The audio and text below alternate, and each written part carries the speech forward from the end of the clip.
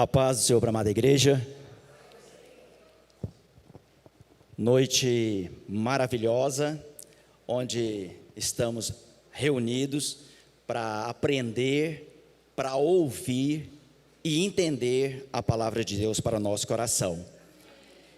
Acredito que essa noite será uma noite especial na nossa vida, porque ela é única, porque ela é a noite presente, é o melhor momento da nossa vida, é o agora, o hoje, e que você possa, nesse momento, convergir a sua atenção à palavra de Deus, à palavra do Senhor, porque certamente é essa palavra que vai de encontro à sua necessidade, que você possa estar com o coração aberto para ouvir o que Deus vai falar através da sua palavra, amém, meus irmãos? O tempo é pouco, é muito rápido, serei objetivo, serei bem incisivo, e eu gostaria que você abrisse o seu coração para a mensagem.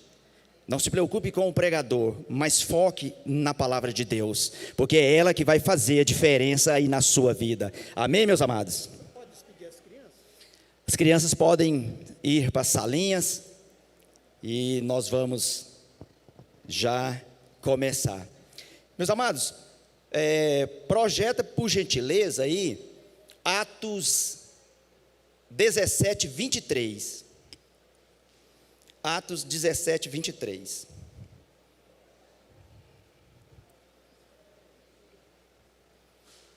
Atos 17, 23.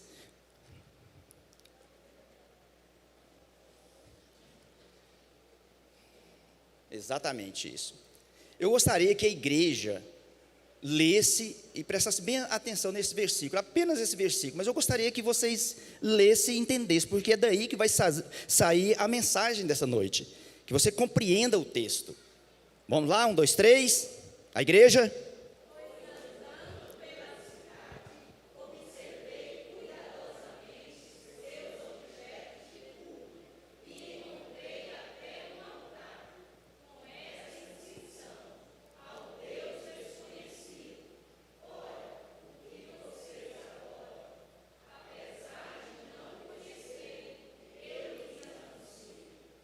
Amém.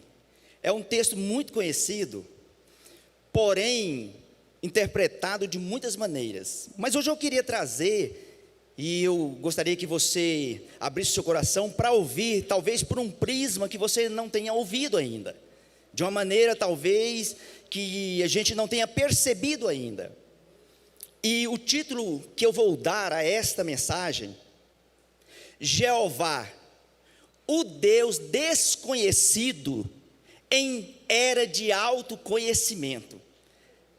Vou repetir: Jeová, o Deus que não é conhecido em uma época que as pessoas se conhecem, se dissecam o ser humano.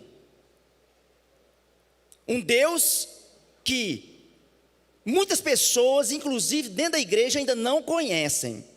E hoje eu quero trazer algo dessa forma, porque muitos dentro da casa de Deus estão como Jó até hoje, dizendo: eu só conheci Deus de ouvir falar.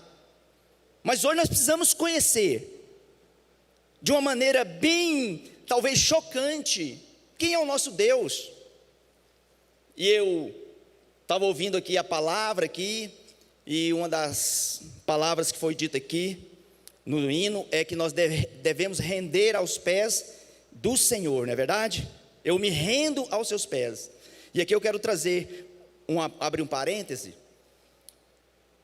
eu quero trazer uma palavra muito atual dos dias de hoje, porque é bom a gente pregar a história da Bíblia, as histórias, aquilo que aconteceu há 300 anos, há 700 anos antes de Cristo, há 2000 anos, mas eu queria trazer a igreja para a realidade de hoje.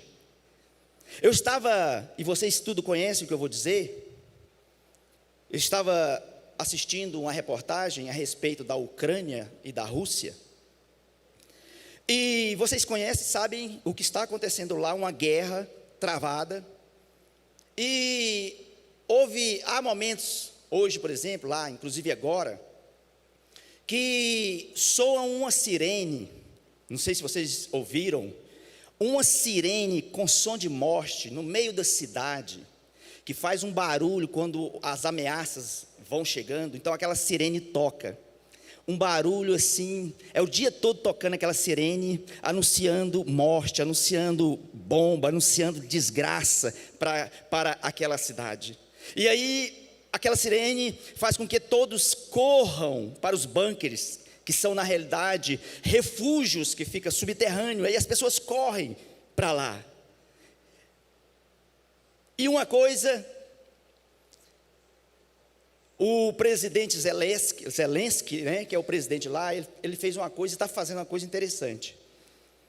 Ele disse que não se renderá ao inimigo. Ele disse e eles não estão se rendendo. O que eu quero dizer com isso?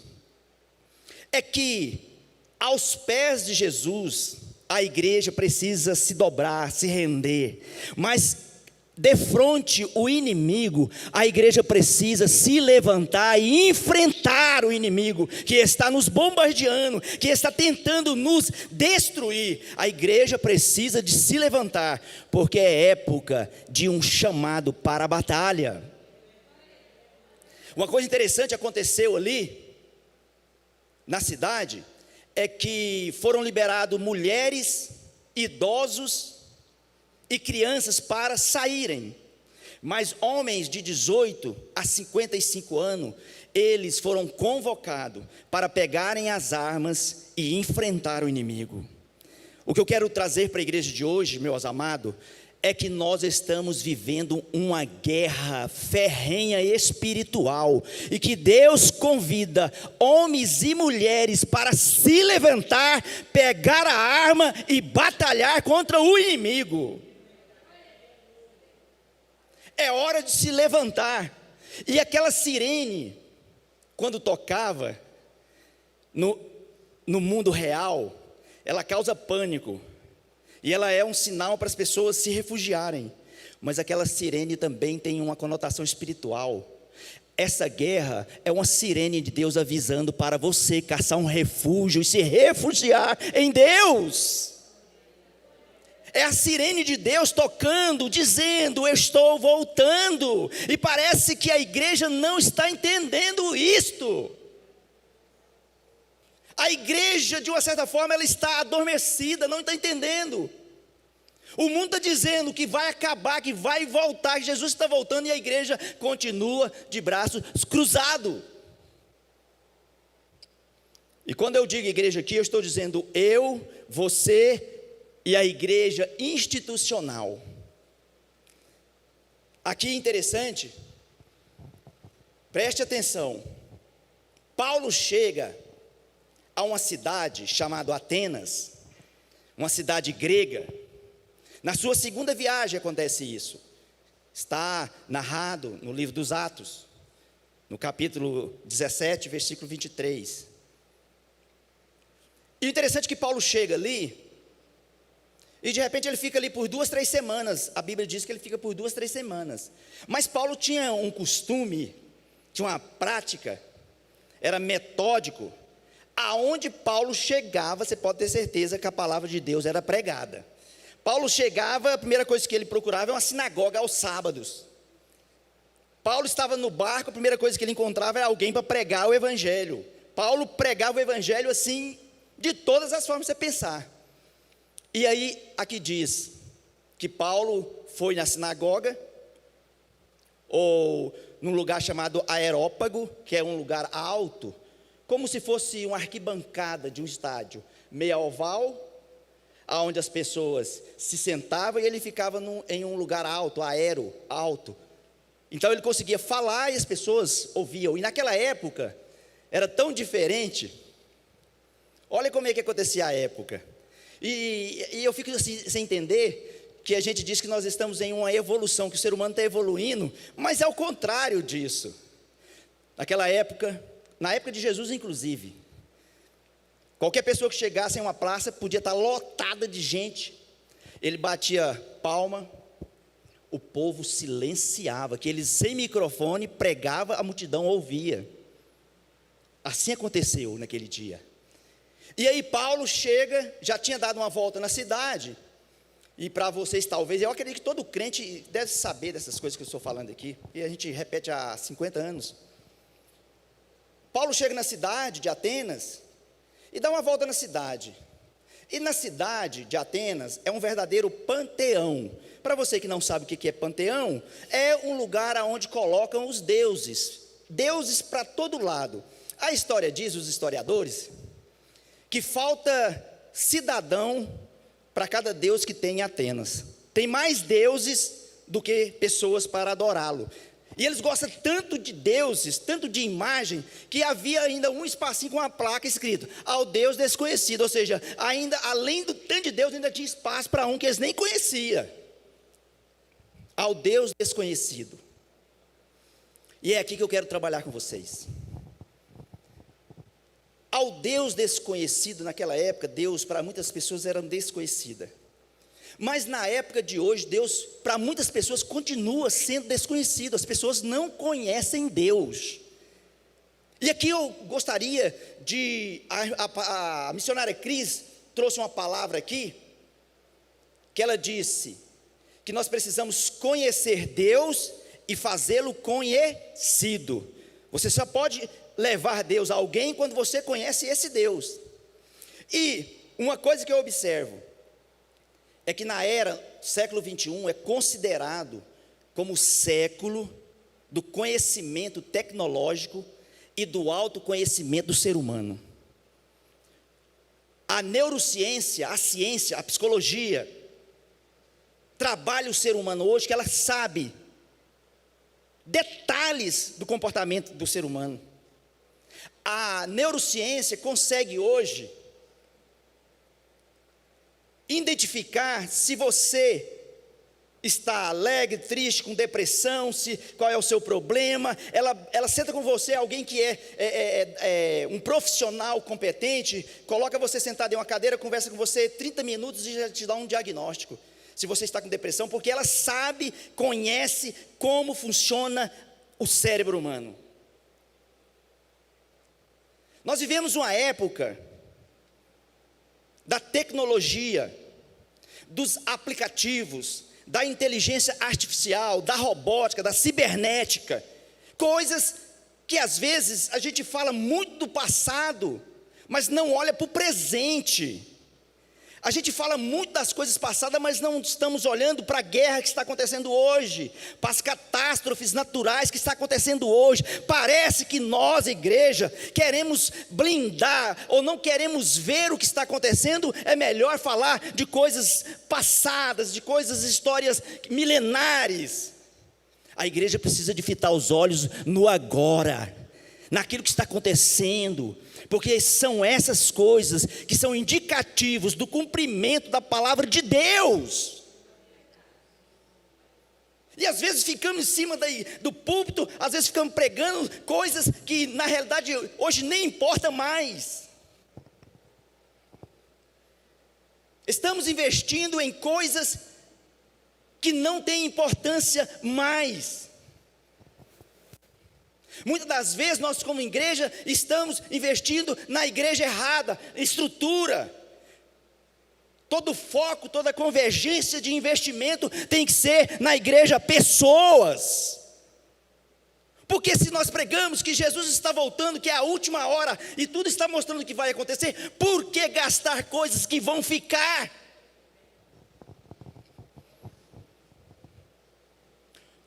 Jeová, o Deus desconhecido na era do autoconhecimento.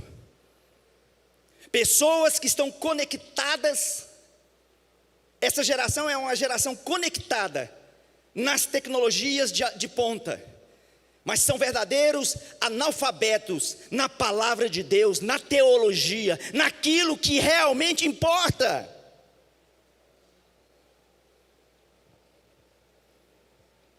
Eu estava conversando com alguém, e foi o que me despertou trazer essa mensagem. A pessoa, segundo a palavra de Deus, é uma pessoa que está na contramão do que Deus fala. está verdadeiramente afundado no pecado, está verdadeiramente contrário ao que a palavra diz. Mas ele me disse uma coisa interessante: com toda aquela vida sem nenhum sentido, ele disse: mas Deus é amor. Você vai falar com uma pessoa que está totalmente fora, que está ao avesso, que chega a ser, as suas atitudes chegam a ser abominável a Deus, ele vai te dizer que Deus é amor, que o Deus que ele conhece é o Deus amor. Mas é justamente isso, ele não conhece Deus, porque há outra face do Deus vivo, há uma face que ele não conhece. E por que ele não conhece? Porque não lhe ensinaram que esse Deus é amor, mas também é fogo consumidor. Sabe por que as pessoas hoje não correm para a casa de Deus para buscar salvação? É porque não se fala de inferno. As pessoas não têm nem noção do que é inferno, do que é condenação, daquilo que vai acontecer. Se não conhecem, vão ter medo de quê?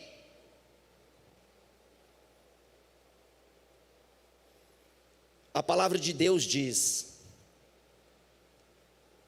o meu povo perece, porque lhe falta conhecimento. Oséias 6,3 continua dizendo: conheçamos e prossigamos em conhecer ao Senhor. Meus amados, conhecer não é ler sobre. Jesus diz: errais por não conhecer as Escrituras e o poder que há nela. O próprio Jesus diz: vocês erram porque vocês não conhecem o poder da palavra de Deus. Jesus em outra vez diz: examinai as Escrituras, porque são elas que testificam de mim. Eu não estou dizendo aqui que o povo, a humanidade são analfabetos quando se diz da palavra de Deus, porque só tem uma forma de conhecer Deus, através da palavra do próprio Deus. Mas hoje, esta palavra não tem sido pregada genuinamente como deve ser. Ela tem sido distorcida, ela tem sido alterada, ela tem sido algo conforme a clientela quer ouvir. Meus irmãos, Jardim América 2, eu quero te dizer: não se engane, porque os dias são tenebrosos, os dias são difíceis, e o fim vem aí.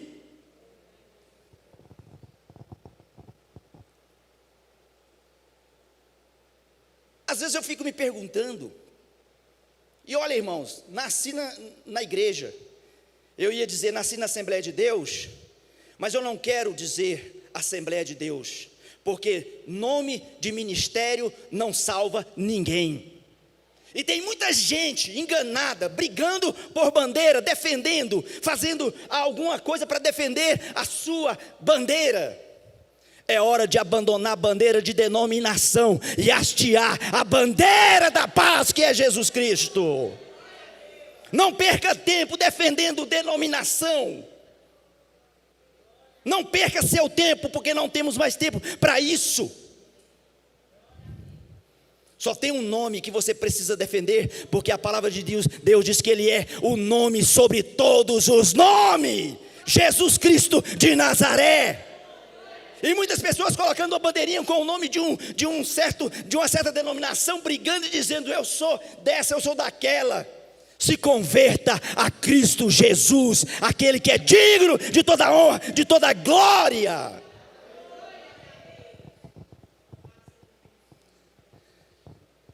Olha o que diz a palavra. E aí, se Jeová é o Deus desconhecido na era do autoconhecimento, como é que as pessoas vão conhecer Deus? Através da palavra.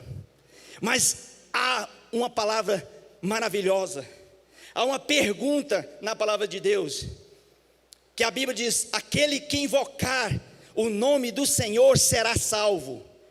Mas aí vem a pergunta: mas como invocarão se não tens quem pregue?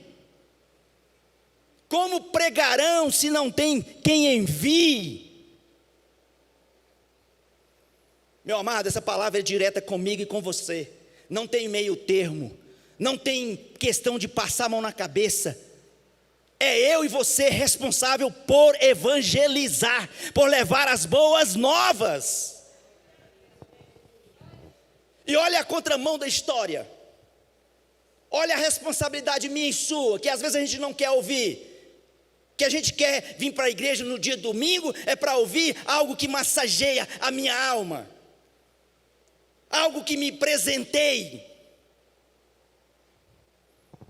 Há uma guerra. E hoje, em vez de eu, como ministro da palavra, te prometer uma chave, te prometer uma bênção, eu quero te convocar como soldado do Senhor para a batalha. Levante-se, porque a batalha está travada. O inimigo está assolando, você já consegue ouvir chegar à porta da sua casa. Para com isso. Eu não estou falando aqui para crentes meninos. Eu não estou trazendo leitinho, como Paulo diz. Vocês têm condições de suportar uma comida forte, mas que ela levanta, que ela te dá coragem, porque ela é verdadeira.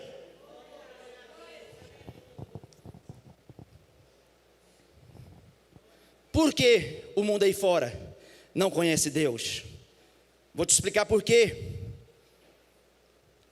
Os judeus ortodoxos, olha o que acontece com eles. Aproximadamente há 3.000 anos, digamos assim, a história dos judeus. Eles leem a sua Bíblia, que é a Torá. A Torá é uma palavra hebraica, mas que significa lei. Irmãos, eles leem a Torá todos os dias. Criança judia com 11 anos de idade recita a Torá de cor e salteado em um dia específico lá no templo, na sinagoga. Ela é ensinada, os judeus ensinam a eles a lei que eles acreditam. Só para vocês terem uma ideia, e aí eu vou te mostrar onde eu quero entrar. Deuteronômio escreve: encuca a palavra, a lei do Senhor no seu filho ao sentar à mesa, ao deitar, ao caminhar com ele. Fala de Deus para o seu filho, porque quando ele crescer, vai fazer como a Bíblia diz: quando o menino crescer, não se desviará dela. É bom ouvir essa palavra, não é? Mas não é isso que praticamos dentro da nossa casa. Vou trazer algo para você, chocante, como deve ser. Jeová, o Deus desconhecido, dentro da casa do seu povo. Não podemos cobrar de uma geração agora, dessa geração de hoje, que ele conheça Deus, porque ele não vê Deus na vida, muitas das vezes, da própria família. Os jovens de hoje não vê os milagres acontecendo dentro da sua casa, não vê a provisão de Deus dentro da sua casa, não vê os livramentos dentro da sua casa. Como eu posso cobrar desse jovem uma coisa que ele não vê? E quando eu estou dizendo isso, talvez alguém de vocês possa estar te dizendo: lá em casa Deus tem provido. Eu estou dizendo para uma igreja de Cristo universal. Existem as coisas pontuais, mas na regra geral, a igreja dorme em épocas de guerra. Sabe por quê que Jeová é desconhecido?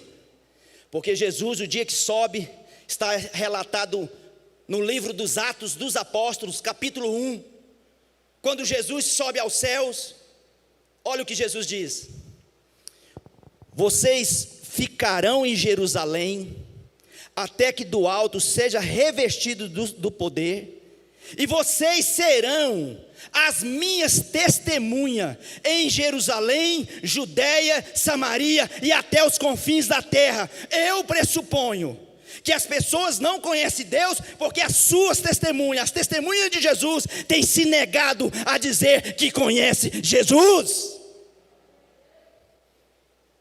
As testemunhas de Jesus, conforme Pedro fez, quando disseram, você é um deles, ele se negou. Meus amados, vamos parar com esse faz de conta. Vamos parar com essa questão de que Deus é bom o tempo todo Deus é bom. Deus é bom, mas nunca foi bonzinho com ninguém. Há uma diferença.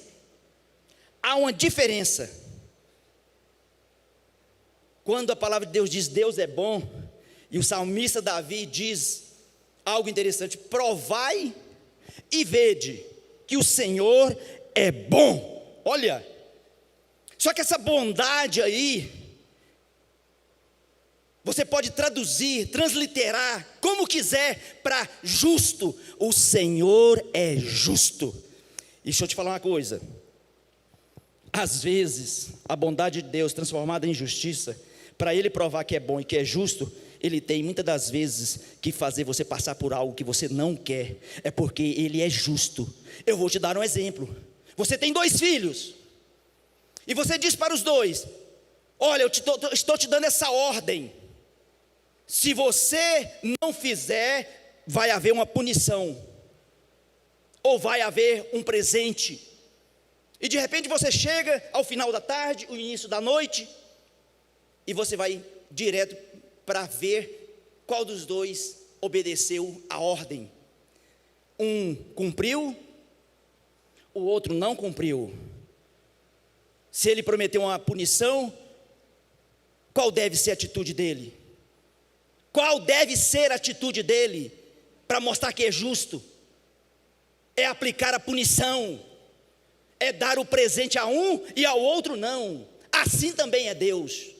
Muitas das vezes Deus nos comissiona, nos dá uma ordem e diz: olha a palavra de Deus para a igreja, Deuteronômio 8: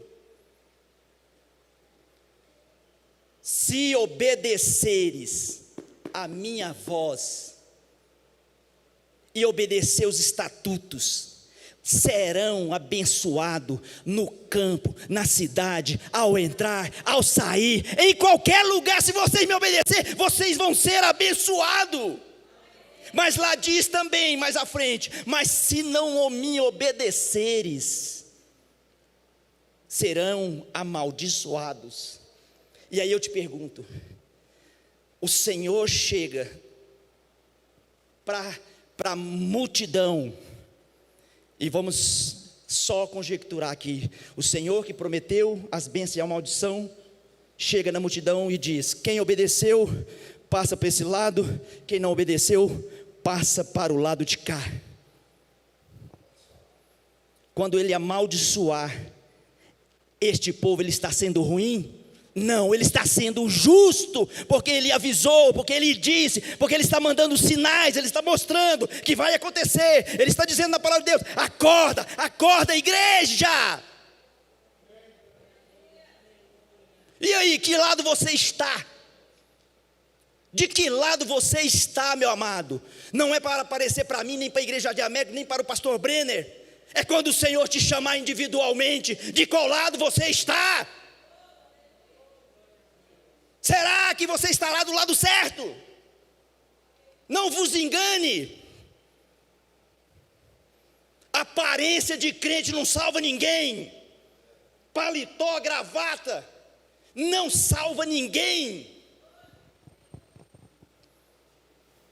Hebreus, capítulo 4, versículo 12, diz: esta palavra é viva, é eficaz, mais penetrante do que uma espada, que divide a alma e o espírito.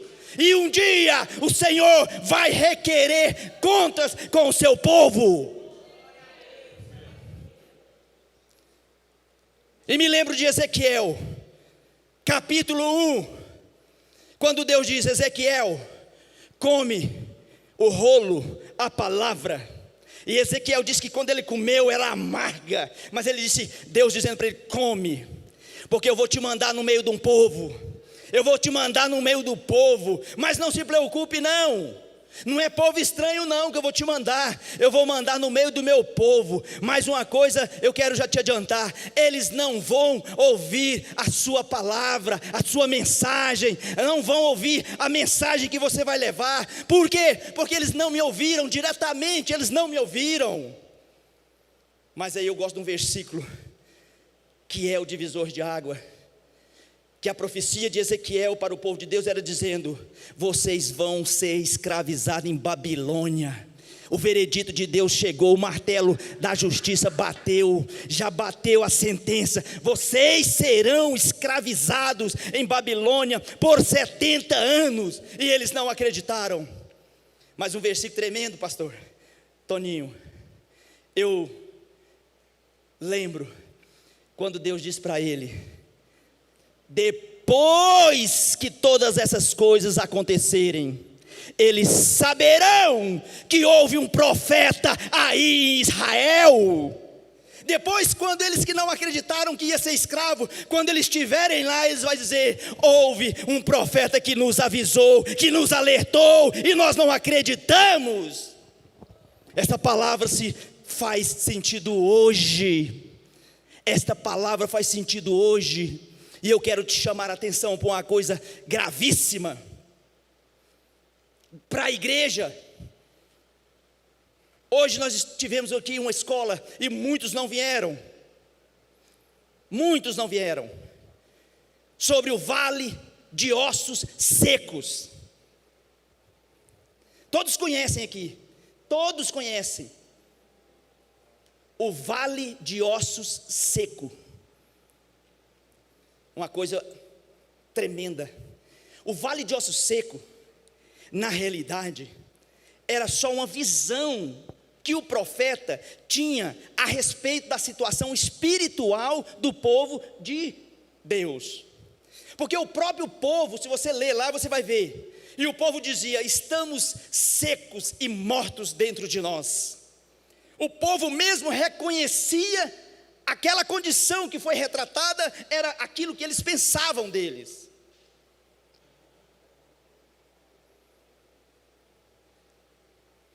Escute, meus amados, o que eu vou dizer para vocês seria em outra mensagem, mas ela cabe aqui dentro.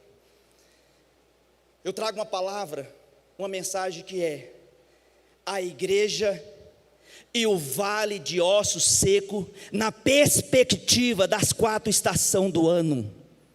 Essa mensagem é forte. A igreja e o vale de ossos secos, na perspectiva das 4 estações. Aí eu queria que você usasse a sua mente agora para você visualizar um vale na primavera. Eu vou te ajudar.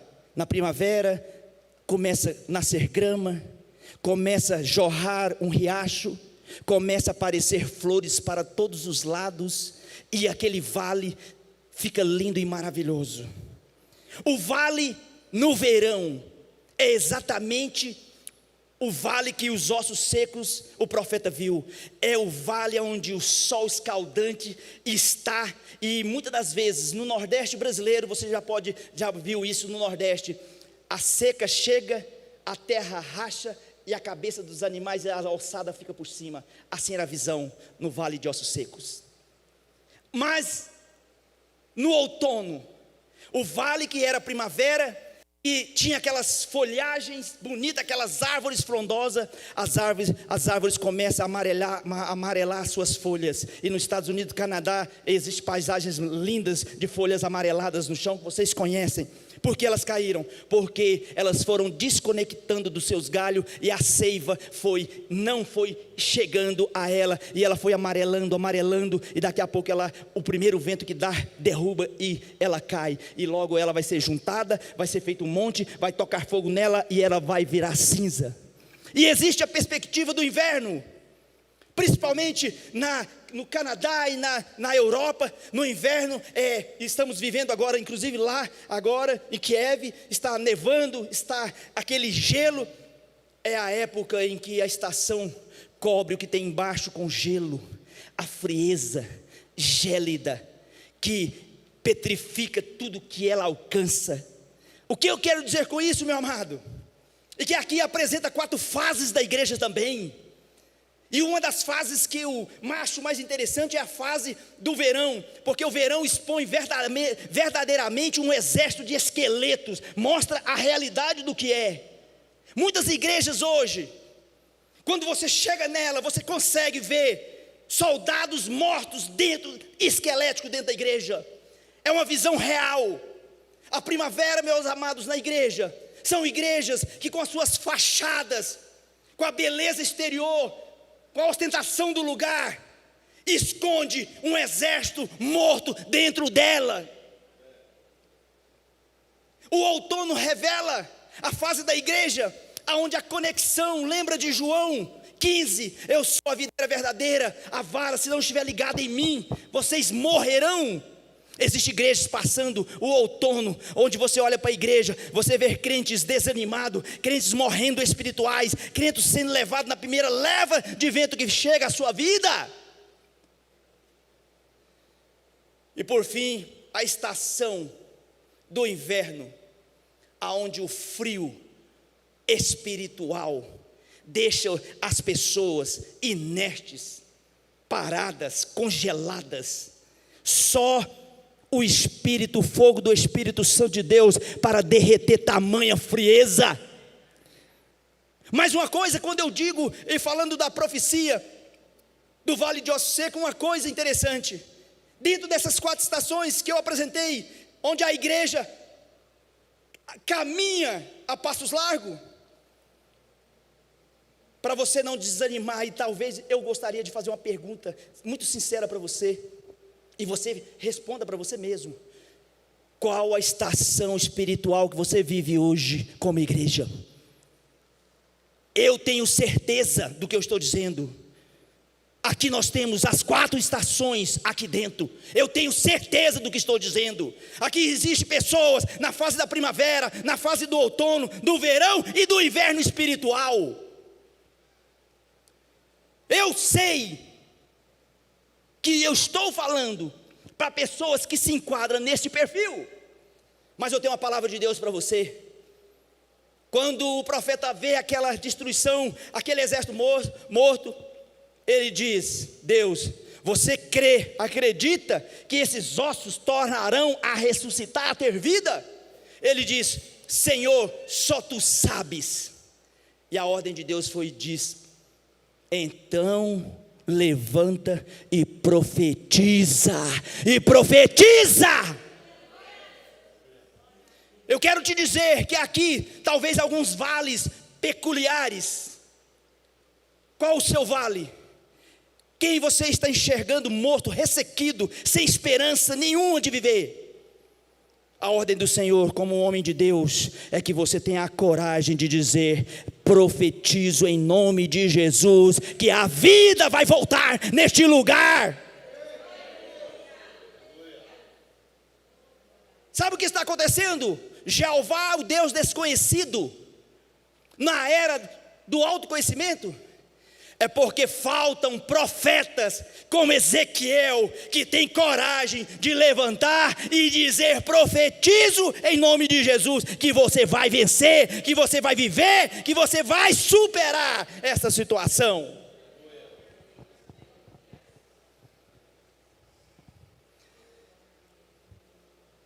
Cinco minutos, eu termino. Meus amados irmãos, eu estou falando para pessoas crentes aqui. Eu estou com 55 anos de idade, mas eu tenho pessoas aqui que têm a minha idade, tem o pastor Toninho, que tenha talvez um pouco mais de idade que eu, né? Tem jovens aqui. Por quê? Porque a igreja é formada de crianças, jovens, adolescentes, pessoas mais de idade. Mas o que eu gostaria de te chamar a atenção como indivíduo, como pessoa. Como pessoa, eu queria te dizer que há uma convocação de Deus para a igreja, para se levantar, para se armar, para estar em posição de soldado de guerra, para enfrentar o inimigo que está às portas. O inimigo está às portas, meu amado. E eu quero te encorajar em nome de Jesus, como soldado do Senhor. A palavra de Deus diz lá no livro de Efésios, capítulo 6, versículo 10, dizendo assim: enchei-vos do Espírito, ou revestir-vos do Espírito, para que no dia mau possais estar firmes. Eu quero te dizer, peça a Deus graça, Senhor, me revista com o teu Espírito, como um soldado que serve ao Senhor dos exércitos, para que eu não fuja, para que eu não esconda, para que eu avance, como o Senhor diz a Moisés: diga ao meu povo que marchem. A igreja não pode recuar, a igreja precisa avançar, como valentes do Senhor. E eu gostaria que você imaginasse, e provavelmente você vai ainda ver por alguns dias, aquela sirene lá na Ucrânia, você vai ouvir, e quando você ouvir, você vai se lembrar, que aquela sirene que toca no meio da cidade, um som onde todo mundo estremece, onde todo mundo corre para um lugar seguro, também é uma sirene de Deus tocando para o seu povo, dizendo: o refúgio seu não é lá embaixo, conforme aquele esconderijo, mas o escudo seu sou eu, em lugar alto, rocha alta é o seu esconderijo. O seu esconderijo é a morada do Altíssimo. Melhor do que a chave de um carro, do que um apartamento novo, do que uma roupa nova, é a garantia de estar salvo em Cristo Jesus. Porque de nada adianta, pastor Luiz, tantos anos aqui na casa de Deus, batalhando, lutando, e fazer como aquele ditado: nadar, nadar e morrer na praia. É hora de se levantar, é hora de se fortalecer, e você precisa de entender que é chegada a hora, e a hora é esta, em que Deus procura verdadeiros adoradores. Tem adorador aqui nessa casa? Adore ao Senhor. Oh, aleluia! Ora vem, Senhor Jesus. Os sinais são muito claros. Não há mais tempo a esperar. Não há mais tempo para ser motivado, para mim vir para a casa de Deus. Eu preciso de alguém me buscar, eu preciso de alguém me bajular, eu preciso de algo. Não há mais tempo, meu amado. Você vai precisar, a partir de hoje, andar com seus próprios pés para a casa do Senhor. Deus vai te dar força, Deus vai te levantar. Deus não vai deixar você desistir no meio da batalha, porque Ele nunca perdeu uma batalha. Ele é o nosso Deus e está conosco. Salva de palma para o Senhor dos exércitos. Aleluia, glória a Deus. Que Deus abençoe a cada um em nome de Jesus. E que esta palavra você leve no seu coração e comece a refletir. Não há mais tempo para se esconder da realidade. Amém. Que Deus abençoe a cada um.